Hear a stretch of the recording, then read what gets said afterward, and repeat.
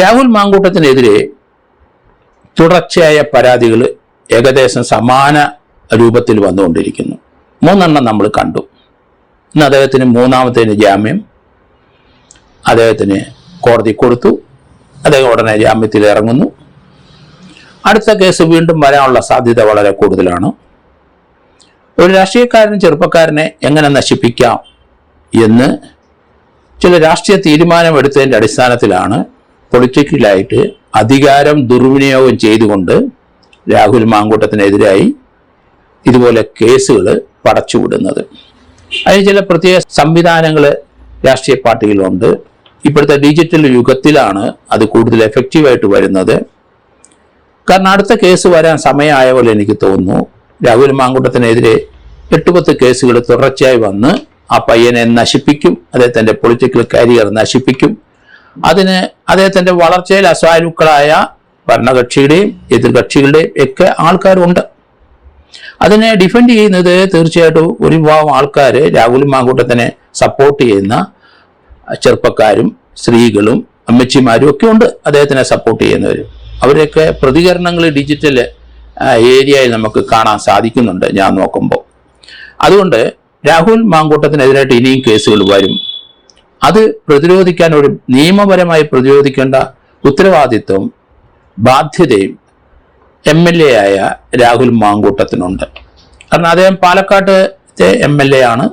അവിടുത്തെ ജനങ്ങൾ മുഴുവൻ അദ്ദേഹത്തിനെ സ്വീകരിച്ചു. 20,000 വോട്ടിന്റെ ഭൂരിപക്ഷത്തിന് അദ്ദേഹത്തിനെ ജയിപ്പിച്ചു വിട്ടു. അദ്ദേഹത്തിന്റെ പേരിൽ ഈ കേസുകൾ 1-2 വന്നതിന് ശേഷം അവിടുത്തെ ജനങ്ങൾ അദ്ദേഹത്തിനെ വളരെ സൗഹാർദ്ദമായിട്ട് സ്വീകരിക്കുകയും അദ്ദേഹത്തിനെ ആനയിക്കുകയും കൊണ്ടു നടക്കുകയും ചെയ്യുന്ന കാഴ്ച നമ്മൾ കണ്ടു.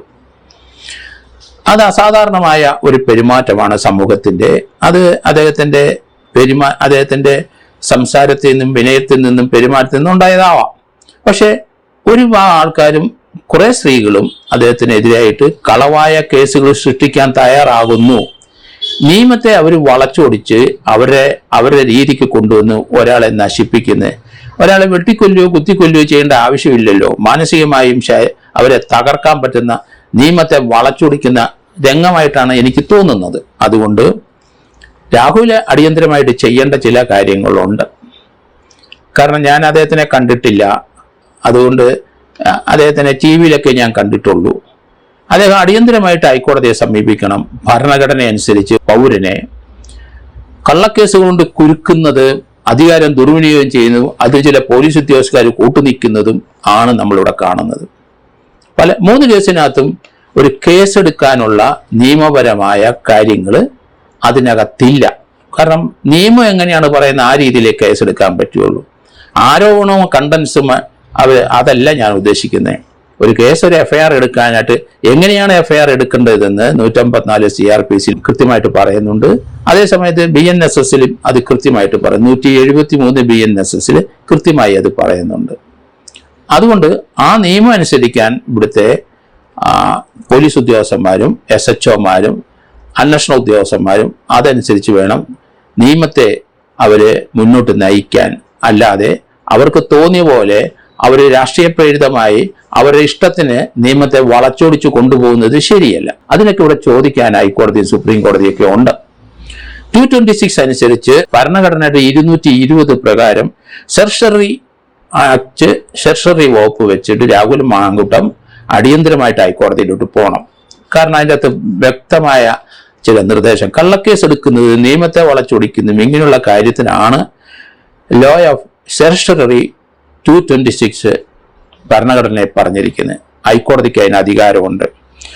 അത് അവരെ denial of basic principle of law, ഒരു ബേസിക് പ്രിൻസിപ്പിളായ ആ നിയമം അതനുസരിച്ച് പ്രവർത്തിക്കേണ്ട ഉദ്യോഗസ്ഥന്മാര് അത് രാഷ്ട്രീയമായ പ്രേരണയോടുകൂടി ആ ബേസിക് പ്രിൻസിപ്പിൾ മറന്ന് അവര് കേസിന്റെ ഇൻവെസ്റ്റിഗേഷൻ നടത്തുന്നതാണ് ഒന്നാമത്തെ കാര്യം. പിന്നെ സ്വാഭാവിക നീതിക്ക്, നാച്ചുറൽ ജസ്റ്റിസിന്റെ ഒരു ഡിനയൽ ഇവിടെ ഉണ്ടായിട്ടുണ്ട്.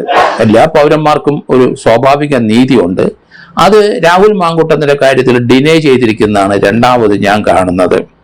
അതുപോലെ വേറെ മൂന്നാമത് കാണുന്നത് error of law on face of the record. അതിനകത്ത് ചില എററുകളൊക്കെ ഉണ്ടെന്നൊക്കെ പറഞ്ഞ് തെറ്റിദ്ധരിപ്പിച്ച് അവർ കേസെടുക്കുകയും അന്വേഷണം നടത്തുകയും ചെയ്യുന്നു കാണാം. ഇവിടെ ഒരു മൊഴി അടിയന്തരമായിട്ട് എല്ലാ കേസിലും വേണ്ടേ? അത് ഒപ്പിടാൻ ഒരാൾ വേണ്ടേ?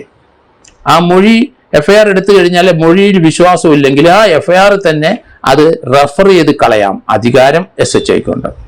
നമ്മൾ നിയമം അങ്ങനെയാണ് കാണുന്നത്. ഒരു FIR എടുക്കുമ്പോൾ അതിനകത്ത് കള്ളത്തരം ചേർത്തു, അതിനകത്ത് ആ ഒരു സ്വാഭാവികമായ ഒരു ഫ്ലോ ഇല്ല, അതിനകത്ത് ഒരു കള്ളത്തരം ഉണ്ട് ആണെന്ന് തോന്നുന്നെങ്കിൽ ആമുഖമായിട്ട് തന്നെ തോന്നിയാൽ ആ കേസ് അപ്പോൾ തന്നെ റെഫർ ചെയ്യാനുള്ള അധികാരം SHOയ്ക്ക് കൊടുത്തിട്ടുണ്ട്. കള്ളമായിട്ടൊരു FIR എടുക്കാൻ കഴിയില്ല. മൊഴി തന്നോളൂ, മൊഴി അനുസരിച്ച് FIR എടുക്കും. വായിച്ചു നോക്കുക SHOമാർ. അതിനകത്ത് നിയമത്തിന്റെ പരിരക്ഷയ്ക്കകത്ത് ആ FIR സ്റ്റേറ്റ്മെന്റ് വരുന്നില്ലെങ്കിൽ റെഫർ ചെയ്ത് കളയാനുള്ള അധികാരം FIR തന്നെ അടുത്ത കേസ് ഡയറി എഴുതി അതങ്ങ് റെഫർ ചെയ്യാം. അല്ലെങ്കിൽ മൊഴി രേഖപ്പെടുത്തിയ ശേഷം അതിൻ്റെ അകത്ത് ഒപ്പിടുന്നതിന് മുമ്പ് റെഫർ ചെയ്ത് കളയാം. അതിനൊക്കെ അധികാരമുണ്ട്. അതിവിടെ ആരും വിനിയോഗിച്ച് കണ്ടിട്ടേ ഇല്ല. ഇവിടുത്തെ 3 കേസിനകത്തും അതിനകത്ത് എററുണ്ട്. കാരണം മൂന്നാമത്തെ കേസിൽ ഇപ്പം ജാമ്യം കിട്ടിയ കേസിനകത്ത് അതിനകത്ത് വിദേശത്തുള്ള സ്ത്രീയെ അതിന്റെ അന്വേഷണ ഉദ്യോഗസ്ഥൻ കണ്ടിട്ടില്ല. അവരെ മെഡിക്കൽ എക്സാമിനേഷൻ 2 വർഷമായിട്ട് റേപ്പ് എന്ന ആരോപണത്തിൽ മെഡിക്കൽ എക്സാമിനേഷൻ നടത്തിയിട്ടില്ല. അവർ ഓൺലൈനിൽ പരാതി അയക്കുന്നെങ്കിലും അതിനുശേഷം അവരിവിടെ വന്ന് SHOയെ കണ്ട് 3 ദിവസത്തിനകം മൊഴി കൊടുക്കാൻ അവർ ബാധ്യസ്ഥരാണ്, ചെയ്തിട്ടില്ല.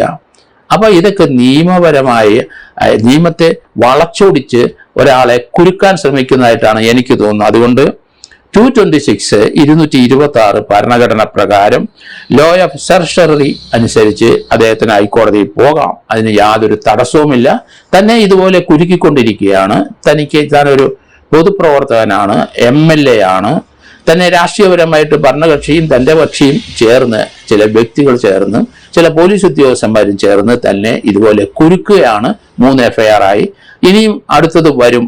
അതുകൊണ്ട് ഇതിനകത്തുള്ള എവിടെയാണ് നിയമപരമായ തെറ്റ് പോലീസിന് പറ്റിയത് എന്ന് ഹൈക്കോടതി പരിശോധിക്കണം.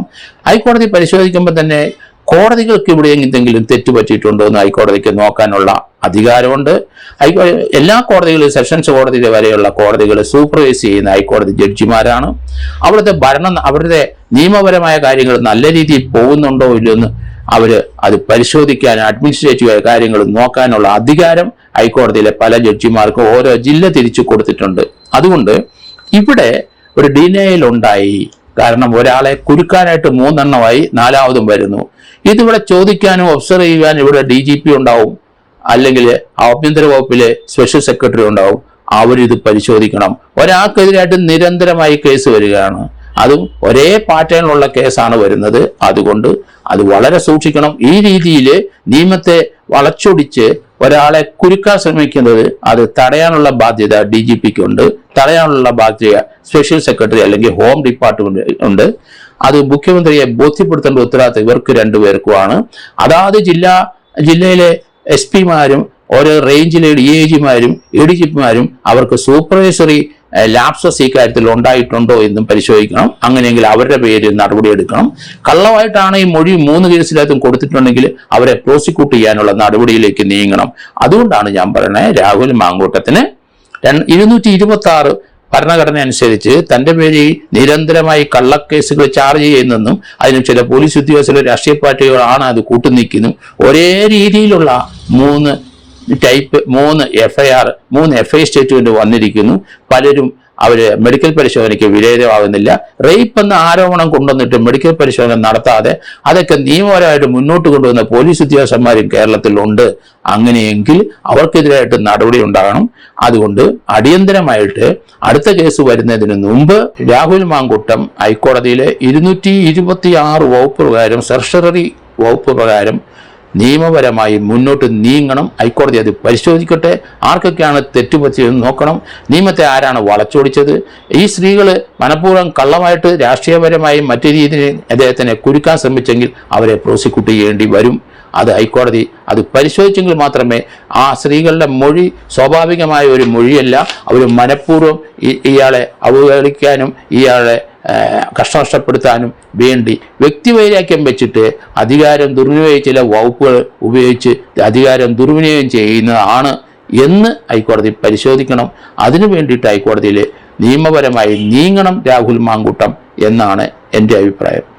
രാഹുൽ മാങ്കൂട്ടത്തിൻ്റെ 226 കാര്യം ഞാൻ പറയാൻ കാരണം, ഹൈക്കോടതിയിൽ ഒരു നിരീക്ഷണം, സുപ്രധാനമായ നിരീക്ഷണം ഇപ്പോൾ വന്നിരിക്കുന്നു. രാഹുൽ മാങ്കൂട്ടത്തിനെതിരായി ഒരു പരാമർശവുമില്ല. ഹൈക്കോടതി പറഞ്ഞേക്കിന് അവിവാഹിതനായതുകൊണ്ട് അദ്ദേഹത്തിൻ്റെ ബന്ധം ഒന്നും നിയമവിരുദ്ധമല്ല എന്നാണ് പറഞ്ഞിരിക്കുന്ന ഒന്ന്.